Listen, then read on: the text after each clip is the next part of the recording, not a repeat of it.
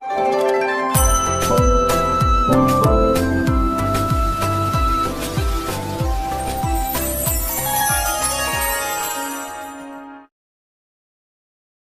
जगन्नाथ मो दिवाकर दास आपण मानक प्रणाम करुच्ची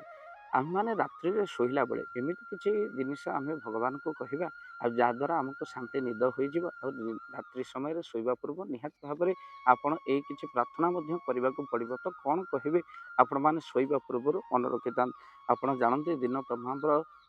कार्य व्यस्तता भितर रही आप रात्रि तले हुए विश्राम आप करते यही विश्राम समय आप दिन में जदि किसी भूल करें ये भूल क्षमा भूल हो न हो रात्रि समय शोवा शज्या बसी हाथ जोड़ी आप गोड़ हाथ धोई शोवा को जान हाथ जोड़ी आप प्रार्थना करते आ प्रार्थना हे प्रभु दिन तमाम जदि क्या मन कष्ट देती जदि किसी मो द्वारा भूल हो मत क्षमा कर दिंतु प्रभु प्रथमे ठाकुर पाखे क्षमा मागत द्वितीय कहतु प्रभु ये आखि थे बुझी आउ खोल कि ना ईश्वर उपर निर्भर शोवा पर मनीष उठब कि ना यह सन्देह हे प्रभु शुद्ध भाव आपण मैंने मन शुद्ध करी भगवान को प्रार्थना करंतु हे प्रभु ये निद्रा सुख निद्रा हो शांति निद्रा हो तो भक्तबंधु हे प्रभु मते मनीष जन्म देकी एते दया कर मो उपरे एति कृपा कर प्रभु आउ जमी तोर स्मरण सब करुए ये भाव में आप तृतीय प्रार्थना करेंगे ता सहित आप मन रखि था आपण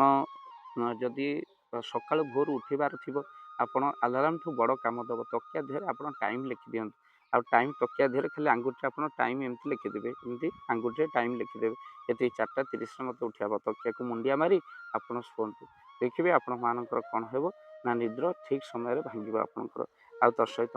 आपण शोवा समय जदि आपण सर्प भयर बंचा बहुत लोग शोवा पर नाना प्रकार सर्प भय थाए सर्प स्वप्न आप मंत्र कहे आस्तिक नर्मदा ये मंत्र को आप निहत भाव में 7 थर पाठ ये नामटी को 7 थर पाठ करते आस्तिक नर्मदा आस्तिक नर्मदा आस्तिक 7 थर कही तकिया मुंडिया के मारी शुंत तो सहित निद्रा देवी को स्मरण करूँ किसी समय निद्रा देवी को स्मरण कर आपड़ कौन करेंगे तकिया मुंडिया मारी आप शुंतु जो ठाकुर को भल पाती मंगला हूँ शाला हूँ देवी हूँ जगन्नाथ हूँ प्रणाम करेंगे गुरु को प्रणाम कर शुंतु शोवा पूर्व गुरु को स्मरण निहाती भाव में करवा दरकार गुरु को स्मरण करेंगे आउ गुरुंर पद को स्मरण करेंगे आप शुंतु आपण कौन करेंगे ना मन रखि था शोवा पूर्व प्रभु को प्रार्थना रे निहाती भाव में कहतु हे प्रभु आउ जमी काली सकाळ मो शुभ सकाळ हो उठा बेले से कथा को आज जमी मो द्वारा कहार क्षति न हो क्या मन में मो दुख न दे तो सहित जो मैंने दुस्वप्न देखुंत से हनुमान चालीसा निहाती भाव में निद जदि अचानक भयंकर स्वप्न देखिले हनुमान चालीसा टी पाठ कर शुणु हनुमान द्वादश नाम धरी आप शुणु तो सहित देवदेव महादेव को स्मरण कर शोले आपंकर दुस्वप्न नाश होता है ये वीडियो को बहुमात्रा शेयर करूँ शोवा समय आम कौन कहवा आउ निहाती भाव में अनेक लोक जानवा कथा तेणु ये वीडियो आपण कहलु शोवा समय आप कौन कहे तो वीडियो को बहुमात्रा शेयर करने सहित चैनल निहाती भाव चैनल जदि नुआ चैनल को सब्सक्राइब कर दिखाँ भाव दिवाकर चैनल आपण चैनल या तो आप प्रमाण कर देइछंती तो ये वीडियो को शेयर करने सहित चैनल जदि नुआ चैनल को सब्सक्राइब कर दिखाँ